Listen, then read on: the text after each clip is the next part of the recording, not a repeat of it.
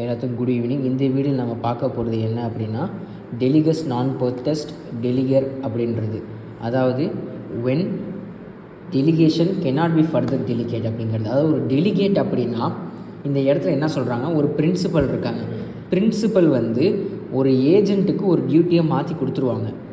அந்த மாற்றி கொடுக்கப்பட்ட ஏஜென்ட் அவரோட டியூட்டியை ஃபர்தராக அவர் யாருக்காவது டெலிகேட் பண்ண முடியுமா அப்படின்றத நம்ம பார்க்க போகிறோம். நம்ம பார்க்க போகிறது வந்து செக்ஷன் 190 195 வரைக்கும் பார்க்க போகிறோம். இந்த 5 செக்ஷன்ஸ் வேணும். மெயினானது வந்து 194 வரைக்கும் நம்ம பார்க்கணும். இதுதான் சப் ஏஜென்ட்ஸ்ன்ற டாபிக் கீழே இந்தியன் கான்ட்ராக்ட் ஆக்ட் 1872 இருக்குது. ஃபஸ்ட்டு 190 என்ன சொல்லுது அப்படின்னா, வென் ஏஜென்ட் கெனாட் டெலிகேட் அப்படின்னு சொல்கிறாங்க. இதுக்கு அர்த்தம் என்னென்னா, பொதுவாக லாஃபுல்லாக ஒரு ஏஜென்ட் வந்து அவரோட டியூட்டியை இன்னொருத்தருக்கு ட்ரான்ஸ்ஃபர் பண்ண முடியாது. Transfer in the sense further delegate பண்ணுறது. ஒரு பிரின்சிபல் வந்து அந்த வேலையை அவர் செய்யாமல் இருக்கிறதுக்காக தான் இன்னொருத்தரை விட்டு செய்ய விடுறாங்க. ஸோ அந்த வேலையை ஒரு ஏஜென்ட் இன்னொருத்தருக்கு மாற்ற முடியாது. இதுக்கு 2 எக்ஸப்ஷன் செக்ஷன் 190 சொல்லுது. என்ன அப்படின்னா, ordinary custom of the trade, அந்த பிஸ்னஸ் எந்த ஒரு விஷயத்துக்காக அந்த ஏஜென்ட் அவங்க மாறியிருக்காங்களோ அந்த விஷயத்தில் இது ஒரு வழக்கமான கஷ்டமாக இருந்துச்சு அப்படின்னா அப்போ அவங்க ஃபர்தர் டெலிகேட் பண்ணலாம். எக்ஸாம்பிள் என்ன அப்படின்னா, இப்போ லீகல் ப்ரொஃபஷன் எடுத்துக்குவோம். இப்போ ஒரு அட்வொகேட்டை பொறுத்த வரைக்கும் அவர் வந்து ஒரு கிளைண்ட்டுக்கிட்ட வந்து கேஸ் எடுத்திருக்காரு அண்ட் அவர் பிஸி ஆகிட்டார், இன்றைக்கி அவர் கோர்ட்டில் ட்ரையலுக்கு வரணும் அப்படின்னா அப்போது அந்த இடத்துல அந்த லாயர் வந்து வேறு ஒருத்தர் அப்பாயிண்ட் பண்ணிட்டு போகலாம். இது வந்து டெலிகேஷன் தான். இந்த நம்ம வக்கீல் தொழிலில் வந்து இது ஒரு கஷ்டம், அதனால் வந்து இதை வந்து அக்செப்ட் பண்ணிக்கிறாங்க. ரெண்டாவது வந்து nature of agency. Nature of agency அப்படின்னா அந்த ஏஜென்சிக்கு வந்து அந்த டெலிகேஷன் வந்து நெசசரி, ஒரு தேவையான ஒரு விஷயம், நான் சப் ஏஜென்ட் கட்டாயமாக வச்சே ஆகணும் அப்படின்ற ஒரு கட்டாயம் இருந்துச்சுன்னா இந்த 2 எக்ஸப்ஷன் கீழே நம்ம சப் ஏஜென்ட் வச்சுக்க முடியும். இப்போ அடுத்து வந்து செக்ஷன் 191 வந்து சப் ஏஜென்ட்னா யார் அப்படின்றத சொல்கிறாங்க. இப்போது சப் ஏஜென்ட் இதுக்கு வந்து 2 வார்த்தை தான் நம்ம ஞாபகம் வச்சுக்கணும். ஃபஸ்ட்டு வந்து எம்ப்ளாய்டு பை, அப்புறம் ஆக்டிங் அண்டர் த கண்ட்ரோல். இதை பாருங்கள், ஃபஸ்ட்டு எம்ப்ளாய்டு யார் கீழே எம்ப்ளாய்டு பண்ணப்படுறாங்க, ஒரிஜினல் ஏஜென்ட்டு கீழே எம்ப்ளாய் பண்ணப்படுறாங்க. யார் கண்ட்ரோல் கீழே இருக்காங்க, under the control of. Original ஏஜென்ட்டால் எம்ப்ளாய் பண்ணப்பட்ட ஒருத்தர், அந்த சப் ஏஜென்ட் வந்து ஒரிஜினல் ஏஜென்ட்டோட கண்ட்ரோலில் இருந்தார் அப்படின்னா அவர் தான் சப் ஏஜென்ட் அப்படின்னு சொல்லுவாங்க. இதுதான் செக்ஷன் 191 டிஃபைன் பண்ணுறது. அடுத்து 192 என்ன சொல்லுதுன்னா, representation of principal by sub agent properly appointed. இந்த இடத்துல என்ன சொல்ல வராங்க அப்படின்னா, இப்போ நம்ம எப்போ ஒரு ஏஜென்ட் வந்து சப் ஏஜென்ட் வச்சுக்க முடியும்னு 190 பார்த்தோம். சப் ஏஜென்ட்னா யாருன்றதை 190 பார்த்தோம். அந்த ஒரிஜினல் ஏஜென்ட் இருக்கார் பார்த்தீங்களா, பிரின்சிபலால் அப்பாயிண்ட் பண்ணப்பட்ட ஒருத்தர், அந்த நபர் வந்து ஒரு சப் ஏஜென்ட் வைக்கிறதுக்காக பிரின்சிபலை கன்சர்ன் பண்ணி ஒருத்தர் அப்பாயிண்ட் பண்ணாங்க அப்படின்னா அதை பற்றி செக்ஷன் 192 சொல்லுது. இப்போ உதாரணத்துக்கு ஏன்றவர் வந்து பிரின்சிபல், பின்றவர் ஏஜென்ட். இந்த பி வந்து இந்த பர்பஸ்க்காக, இந்த நேச்சர் ஆஃப் ஏஜென்சிக்காக ஒரு சப் ஏஜென்ட்டை அப்பாயிண்ட் பண்ணணும்னு நினைக்கிறாரு. அந்த சப் ஏஜென்ட்டை பிரின்சிபல் முன்னாடி கூட்டிகிட்டு போய் இவர் நான் சப் ஏஜென்ட்டை அப்பாயிண்ட் பண்ணணும்னு நினைக்கிறேன் அப்படின்னு சொல்லி அதை பிரின்சிபல் அக்செப்ட் பண்ணிக்கிட்டாங்க அப்படின்னா அதுதான் ப்ராப்பர்லி அப்பாயிண்டட் சப் ஏஜென்ட்னு சொல்லுவாங்க. அதுதான் செக்ஷன் 192 சொல்லுது. அண்டு இந்த இடத்துல பிரின்சிபலுக்கும் சப் ஏஜென்ட்டுக்கும் எப்படின்னா ஒரு தேர்ட் பர்சன் மாதிரி தான். பட் இந்த இடத்துல சப் ஏஜென்ட் செய்யக்கூடிய தவறுகளுக்கு பிரின்சிபல் லயபிள் ஆவார். ஏன்னா ப்ராப்பராக அவர் அப்பாயிண்ட் பண்ணப்பட்டிருக்காரு. இது சொல்கிற கேஸில் வந்து பாபுராம் வெர்சஸ் ராம்தயாள் 1880. இந்த கேஸில் வந்துட்டு சப் ஏஜென்ட் செய்யக்கூடிய விஷயங்களுக்கு வந்து பிரின்சிபல் லயபிள் ஆவார். ஏன் அப்படின்னா பிரின்சிபலோடைய கன்சென்ட் மூலமாக ப்ராப்பராக அவர் அப்பாயிண்ட் பண்ணப்பட்டிருக்காரு அப்படின்றது இந்த கேஸில் சொல்கிறாங்க. ஓகேவா? அண்டு இந்த இடத்துல சப் ஏஜென்ட் எந்தெந்த விஷயங்களுக்குலாம் லயபிள் ஆவார் அப்படின்னா, ஒரு ஏஜென்ட் பிரின்சிபலால் அப்பாயிண்ட் பண்ணப்படும் பொழுது எந்தெந்த விஷயங்களுக்கெல்லாம் அவங்க ரெஸ்பான்சிபிள் ஆவாங்களோ அந்த விஷயத்துக்கு இந்த சப் ஏஜென்ட்டும் ரெஸ்பான்சிபிள் ஆவார்.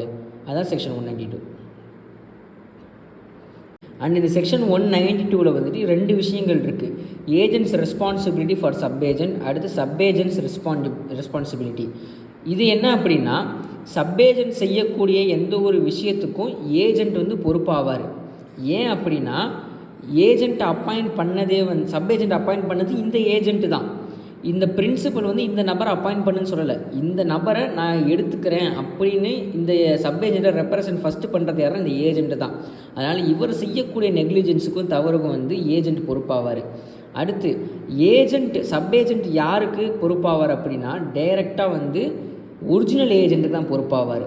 ஏன்னா 190 வந்து சப் ஏஜென்ட்டுங்கிறது ஒரிஜினல் ஏஜென்ட்டோட கண்ட்ரோலில் இருக்கவர்னு பார்த்தோம். ஸோ சப் ஏஜென்ட் வந்து டைரெக்டாக ஏஜென்ட்டுக்கு பொறுப்பாவார். பட் ஃப்ராட், வில்ஃபுல் ராங் இந்த மாதிரி விஷயங்களுக்கு வந்து டைரெக்டாக பிரின்சிபலுக்கு லயபிள் ஆவார். அடுத்து வந்து 193 agents responsibility for sub agent appointed without authority.